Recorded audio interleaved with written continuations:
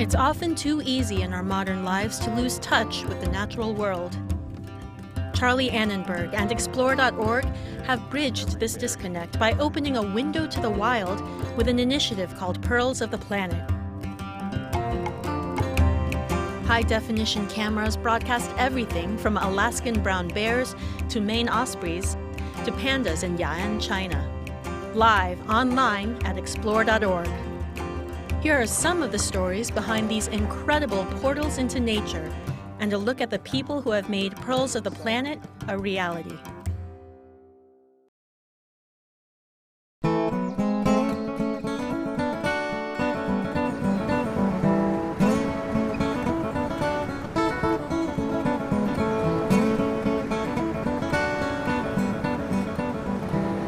This is a whole new initiative. It's called Pearls of the Planet. And it's just really about making people fall in love with the world again. My hope is that if you can't come here, if you can watch it live, just 5 minutes a day, 1 minute a day, it's going to give you a hit of love, of purity of spirit every day in your life, which is going to change your life. And that's why we're here. What are we in right now? We're in the world's largest living cathedral. These animals are the sages. And you know what they're telling us? They're willing, in my opinion, to allow us to cohabitate because we got to get out of the me and into the we. We got to get back into the ecosystem. And you can't see more of an ecosystem right now than these salmon, the bears. There's no other way the planet is going to improve unless we develop emotional connections. This is raw. This is real.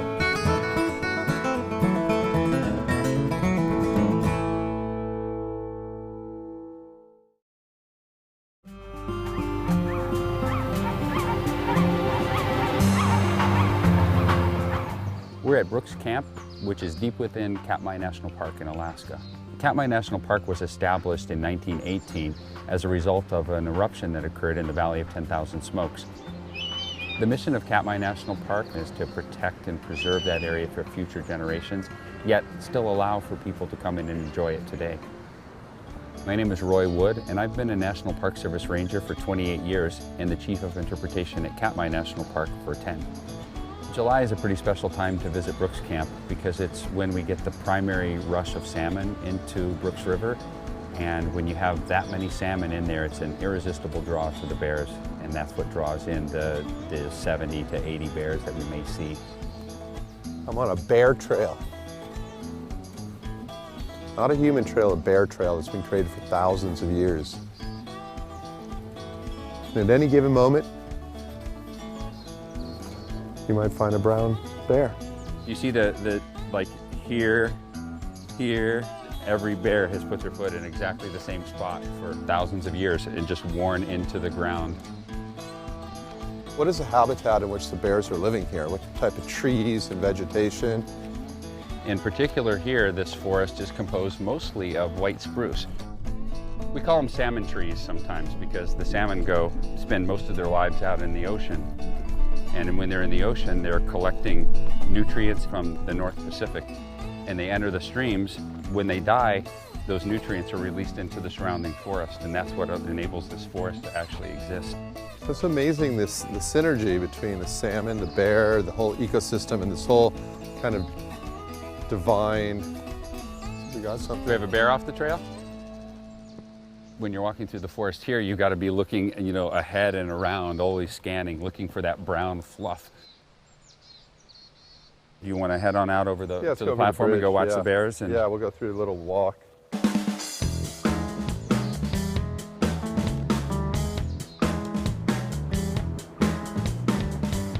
In the summertime, they can hunt 24 hours a day here, which is good because in the wintertime, they sleep from November until sometime in April, most of them. On a good day, a healthy bear fishing out of Brooks Falls can catch perhaps 80 pounds of fish. You're going to see a lot of different fishing styles. The bears at the top of the fall are practicing what we call stand and wait. They'll stand there in a prime location, maybe where the fish keep jumping up the falls. If you're good at fishing in the jacuzzi, you stand there in a cloud of fish all around you, and you're just working your front legs, trying to pin one under the water. Some of them will sit there and hold it like a big burrito. snorkeling. The bear either walks through the water or swims through the water and sticks their face in. We also have what we sort of call the dash and grab, which is where you sit on the shore, you see a bunch of fish moving, and just launch yourself out into the water and land on them and try to grab them as you enter the water.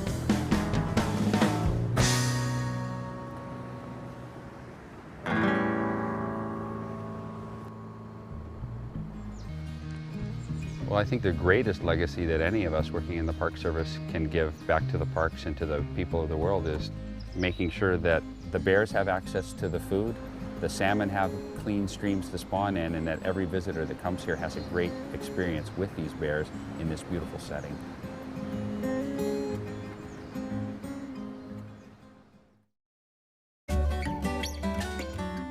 I'm Steve Kress. I'm the director of Project Puffin and director of the Audubon Camp on Hog Island. And we're very excited because any day our 3 osprey chicks, fledgers, Sky, Ollie, and Sibley, are about ready to take wing and head to who knows where. And that's part of the mystery about this incredible concept of fledging. The process of fledging looks like this. The 3 birds will become increasingly active in the nests. And the oldest one, Sky, will probably be the first, and he'll spend more and more time stretching his great wings at the edge of the cliff.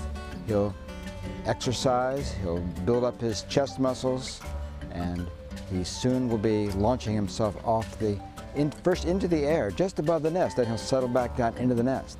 And then, perhaps with the wind blowing out of the north, someday he'll get a little bit further off the edge of the lip of the nest and then find himself out over the water, and man, what an exciting moment that must be. And probably a little scary, I would think. For 50 days, these birds have been nurtured by mackerel and flounder from Muscongas Bay. They've transformed all that energy into feathers and bones and meat and brains, and somehow within that is instinct that's going to carry them off of this nest into the sky southward toward South America. They'll probably travel off the coast of Massachusetts, head out toward Bermuda. They'll be picked up by the trade winds, and they will fly south to the Caribbean, then island hop all the way down the Caribbean archipelago to the continent of South America, and then they may continue south into the Amazon basin. Other ospreys have done it. We think Sky, Ollie, and Sibley will do it too.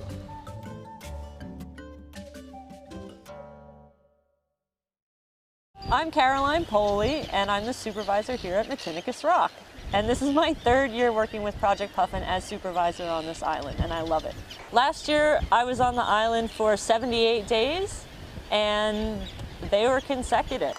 The species that we focus on most are razorbills, Atlantic puffin, and common and Arctic terns. And those species are pretty cool. We try to collect productivity information for them, which is how many chicks each species produces on average per year. And then we also collect diet information for all 3 of those species. So what sort of fish are they bringing in? How big are the fish? And how many fish are they feeding per hour or per chick? What chick is getting it? And those kind of questions are really cool to answer. Some of it's basic monitoring and some of it's more advanced science. And then I actually really like the education aspect of this whole job. I like having people come to me that are new, and it's really cool to see someone who's got this great interest in birds but doesn't really know how to harness it, and to take them and teach them, like, this is what we do and this is how we study things. Wing chord is 92.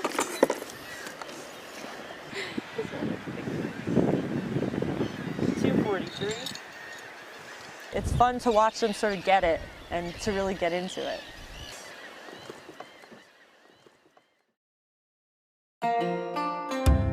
Want a more up-to-date glimpse of nature? Head over to explore.org and see live HD webcams from around the world. Transport yourself from redwood forest to tropical reef and back home again. All at explore.org. Never stop learning.